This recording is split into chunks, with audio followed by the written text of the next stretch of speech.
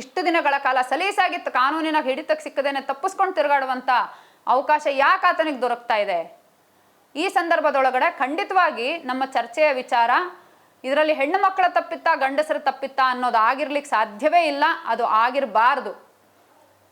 ಒಂದು ಜಿಲ್ಲೆಯನ್ನು ಸಂಪೂರ್ಣವಾಗಿ ತಮ್ಮ ಹಿಡಿತದಲ್ಲಿಟ್ಟುಕೊಂಡು ಅಲ್ಲಿನ ಪ್ರತಿನಿತ್ಯದ ಆಗುಹೋಗುಗಳನ್ನ ಒಳಗೊಂಡಂತೆ ಎಲ್ಲವನ್ನ ನಿಯಂತ್ರಿಸಬಲ್ಲಂಥ ಒಂದು ಬಲಾಢ್ಯವಾದಂಥ ಕುಟುಂಬ ತಮ್ಮ ಯಾವುದೋ ಮಹತ್ವಾಕಾಂಕ್ಷೆಗಳ ಕಾರಣಕ್ಕೆ ಅಥವಾ ತಮ್ಮ ವೃತ್ತಿಯಲ್ಲಿ ಮುಂದಕ್ಕೆ ಹೋಗಬೇಕು ಅನ್ನುವಂಥ ಕನಸುಗಳ ಕಾರಣಕ್ಕೆ ಅಥವಾ ನೊಂದಂಥ ದೌರ್ಜನ್ಯಕ್ಕೊಳಗಾದಂಥ ಸನ್ನಿವೇಶಗಳಲ್ಲಿ ನೆರವು ಬಯಸಿ ಜನಪ್ರತಿನಿಧಿಯೊಬ್ಬನ ಹತ್ರ ಬರುವಂಥದ್ದು ಅವರ ಮೇಲಿನ ದೌರ್ಜನ್ಯಕ್ಕೆ ಕಾರಣ ಆಗಬೇಕಾ? ಇದನ್ನು ಏನೇ ಕಾರಣ ಒಡ್ಡಿ ಹೇಗೆ ಸಮರ್ಥಿಸೋದಕ್ಕೆ ಸಾಧ್ಯ? ಇದರಲ್ಲಿ ಸಮ್ಮತಿಯ ಪ್ರಶ್ನೆ ಎಲ್ಲಿ ಬರುತ್ತೆ? ಆ ಹೆಣ್ಣು ಮಕ್ಕಳನ್ನ ಕಿಡ್ನಾಪ್ ಮಾಡ್ಕೊಂಡು ತೊಗೊಂಡು ಹೋಗಿದ್ರ, ಅವ್ರ ಮೇಲೆ ಕೈಕಾಲು ಕಟ್ಟಿ ಅವ್ರ ಮೇಲೆ ದೌರ್ಜನ್ಯ ಮಾಡಿದ್ರ ಅನ್ನುವಂಥ ಪ್ರಶ್ನೆಗಳನ್ನ ಕೇಳೋದೇನೆ ಅತ್ಯಂತ ಬೇಜವಾಬ್ದಾರಿತನದ ವಿಚಾರ ಆಗತ್ತೆ. ಇದರಲ್ಲಿ ಸಮ್ಮತಿಯ ಪ್ರಶ್ನೆ ಇಲ್ಲ. ಎಂತಹ ಅಸಹಾಯಕ ಸನ್ನಿವೇಶಗಳಲ್ಲಿ ಮಹಿಳೆಯರನ್ನ ಒತ್ತಾಯಪೂರ್ವಕವಾದಂಥ ಸಮ್ಮತಿಗಳಿಗೆ ಒಳಗೊಳಿಸ್ಲಿಕ್ಕೆ ಸಾಧ್ಯ? ಅವರನ್ನು ಅನಿವಾರ್ಯವಾದಂಥ ಸಂದರ್ಭಗಳಲ್ಲಿ ಅವರು ಬೇರೆ ಆಯ್ಕೆಯೇ ಇಲ್ಲದಂಥ ರೀತಿಯಲ್ಲಿ ನಮ್ಮ ಸಮಾಜ ಅವರನ್ನು ಆಯ್ಕೆ ಇಲ್ಲದ ಈ ಥರದ ಕೂಪಗಳಿಗೆ ತಳ್ಳಲಿಕ್ಕೆ ಸಾಧ್ಯ ಅನ್ನೋದನ್ನು ಇವತ್ತಿನ ಸನ್ನಿವೇಶದಲ್ಲಿ ಬದುಕ್ತಿರುವಂಥ ನಾವೆಲ್ಲರೂ ಕೂಡ ಖಂಡಿತವಾಗಿ ಬಲ್ವಿ. ನಾವು ನಮ್ಮ ಆತ್ಮಸಾಕ್ಷಿಯನ್ನು ಒಮ್ಮೆ ಪರೀಕ್ಷೆ ಮಾಡಿ ನೋಡ್ಕೊಳ್ಬೇಕು.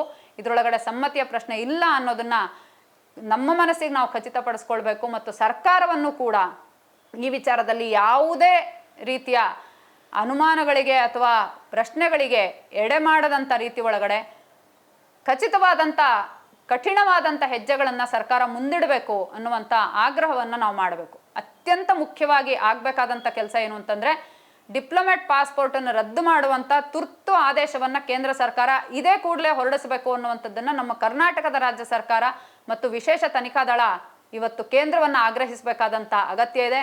ಇಡೀ ಪ್ರಪಂಚದಲ್ಲಿ ಅತ್ಯಂತ ಪ್ರಭಾವಿ ಪ್ರಧಾನಿ ಅಂಥೇಳಿ ಹೇಳಿಕೊಳ್ಳುವಂಥ, ನಮ್ಮ ದೇಶವನ್ನು ವಿಶ್ವಗುರು ಮಾಡುವಂಥ ದಿಕ್ಕಿಗೆ ತೊಗೊಂಡು ಹೋಗ್ತಾ ಇದ್ದಾರೆ ಅಂತೇಳಿ ಹೇಳ್ಕೊಳ್ಳುವಂಥ, ದೇಶಕ್ಕೆ ಎಂತೆಂಥವರಿಂದ ರಕ್ಷಣೆ ಕೊಡಿಸಿದ್ರು ಅಂತ ಹೇಳ್ಕೊಳ್ಳುವಂಥ ಬಹಳ ಶಕ್ತಿಶಾಲಿಯಾದಂಥ ಪ್ರಧಾನಿಗಳಿಗೆ ಒಬ್ಬ ಕೀಳು ಮಟ್ಟದ ಕುಕೃತ್ಯ ಎಸಗಿರುವಂಥ ಅಪರಾಧಿಯನ್ನ ಈ ದೇಶಕ್ಕೆ ಕರೆಸ್ಕೊಳ್ಳಿಕ್ಕೆ ಸಾಧ್ಯ ಆಗೋದಿಲ್ಲ ಅಂತಂದ್ರೆ ಹಾಗಿದ್ಮೇಲೆ ಅಂತಹವರು ಈ ಸ್ಥಾನದಲ್ಲಿ ಮುಂದುವರಿಲಿಕ್ಕೆ ಅರ್ಹರ? ಅವರಿಗೆ ಇವತ್ತು ಈ ಸಂದರ್ಭದಲ್ಲಿ ಜವಾಬ್ದಾರಿಯಿಂದ ಅವ್ರು ನುಣುಚ್ಕೊಳ್ತಾರೆ ಅಂತಂದ್ರೆ ಅವರು ಯಾಕೆ ಇನ್ನು ಮುಂದಕ್ಕೆ ಜನರ ಪ್ರತಿನಿಧಿಯಾಗಿ ಗುರುತಿಸಲ್ಪಡಬೇಕು? ಈ ದೇಶದ ಮಹಿಳೆಯರ ಪ್ರತಿನಿಧಿಯಾಗಿ ಜನಪ್ರತಿನಿಧಿಯಾಗಿ ಅವ್ರು ಯಾಕೆ ಗುರುತಿಸ್ಕೊಳ್ಬೇಕು? ಅವ್ರಿಗೆ ಆ ನೈತಿಕ ಅರ್ಹತೆ ಇರುತ್ತಾ ಅನ್ನುವಂಥ ಪ್ರಶ್ನೆಗಳನ್ನ ನಾವು ಖಂಡಿತವಾಗ್ಲೂ ಕೇಳಬೇಕು. ಅದೇ ಥರದಲ್ಲಿ ಗೃಹ ಮಂತ್ರಿ ಮತ್ತು ಗೃಹ ಇಲಾಖೆ ಕೂಡ ಇದಕ್ಕೆ ನೇರವಾದಂಥ ಜವಾಬ್ದಾರಿಯನ್ನು ಅವರು ಖಂಡಿತವಾಗಿ ಹೊರಲೇಬೇಕು.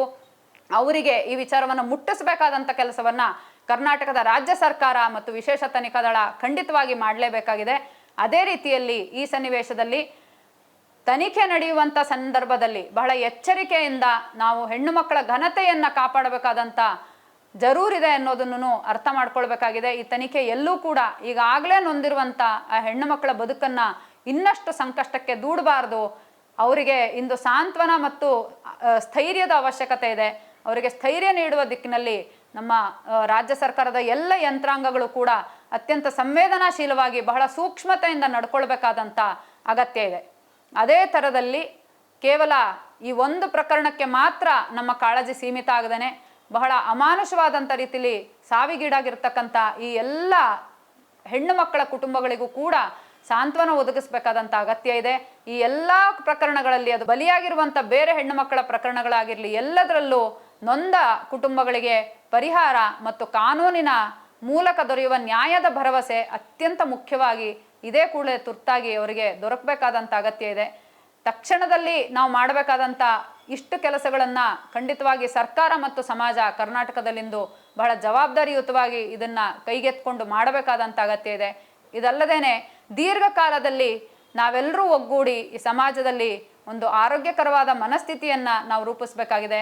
ನಮ್ಮ ಮುಂದಿನ ತಲೆಮಾರು ಇಂತಹ ಒಂದು ಸಂಕಷ್ಟಕರವಾದಂಥ ಸಂಘರ್ಷಮಯವಾದಂಥ ವಾತಾವರಣದಲ್ಲಿ ಬದುಕುವಂಥ ಅಗತ್ಯ ಇಲ್ಲದೇನೆ ಪರಸ್ಪರ ಒಬ್ಬರನ್ನೊಬ್ಬರು ಗೌರವಿಸುವಂತಹ, ಪರಸ್ಪರ ಜೊತೆಗೂಡಿ ಸಹಬಾಳ್ವೆ ನಡೆಸುವಂತಹ ಯಾವುದೇ ಕ್ರೌರ್ಯ ಅಥವಾ ದೌರ್ಜನ್ಯದ ಅಗತ್ಯ ಇಲ್ಲದೆ ಸುಂದರವಾದಂಥ ನೆಮ್ಮದಿಯ ಬದುಕನ್ನು ಬದುಕುವಂಥ ಸಮಾಜವನ್ನು ನಾವು ಕಟ್ಟಬೇಕಾಗಿದೆ.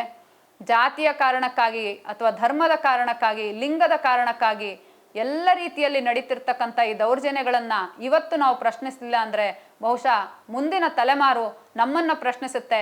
ನೀವೆಲ್ಲರೂ ಇದ್ದು ಕಟ್ಟಿದಂಥ ಈ ಸಮಾಜ ಇವತ್ತು ನಮಗೆ ಬದುಕನ್ನ ಒದಗಿಸ್ತಾ ಇಲ್ಲ, ಬದಲಿಗೆ ನಮ್ಮ ಬಲಿಪೀಠವಾಗಿ ಅದು ಬದಲಾಗಿದೆ, ನಮ್ಮನ್ನ ಈ ಸಮಾಜ ಬಲಿ ತಗೊಳ್ತಾ ಇದೆ ಅನ್ನುವಂಥ ಪ್ರಶ್ನೆಯನ್ನ ಮುಂದಿನ ತಲೆಮಾರು ನಮ್ಮೆದುರು ಇಡುತ್ತೆ. ಆದ್ರಿಂದ ಈಗಲೇ ನಾವು ತುರ್ತಾಗಿ ಈ ಕೆಲಸವನ್ನ ನಮ್ಮ ಆದ್ಯ ಕರ್ತವ್ಯ ಅಂತೇಳಿ ಕೈಗೆತ್ಕೊಳ್ಬೇಕು. ಆ ದಿಕ್ಕಿನಲ್ಲಿ ಕನ್ನಡ ಪ್ಲಾನೆಟ್ನ ಎಲ್ಲ ಪ್ರಜ್ಞಾವಂತ ವೀಕ್ಷಕರು ಕೂಡ ಇದರಲ್ಲಿ ತಮ್ಮ ಪಾಲಿನ ಕರ್ತವ್ಯವನ್ನು ನಿರ್ವಹಿಸಲಿಕ್ಕೆ ಮುಂದಾಗೋಣ. ನಾವೆಲ್ಲರೂ ಕೂಡಿ ಇದರಲ್ಲಿ ನಮ್ಮ ಜವಾಬ್ದಾರಿಯನ್ನು ನಿರ್ವಹಿಸೋಣ ಅನ್ನುವಂಥ ಮನವಿಯನ್ನು ನಿಮ್ಮೆಲ್ಲರ ಮುಂದಿಡ್ತಾ ಇದ್ದೀನಿ.